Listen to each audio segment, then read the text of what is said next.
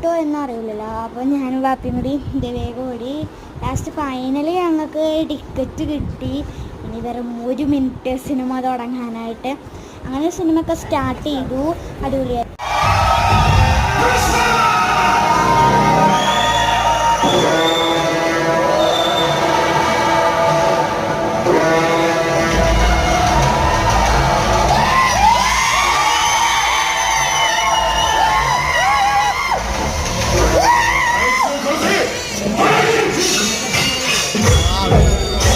ഇൻ്റർവെല്ലായി. അപ്പോൾ വാപ്പ എനിക്ക് 7-Upഉം ബർഗറും വാങ്ങിച്ചു തന്നു.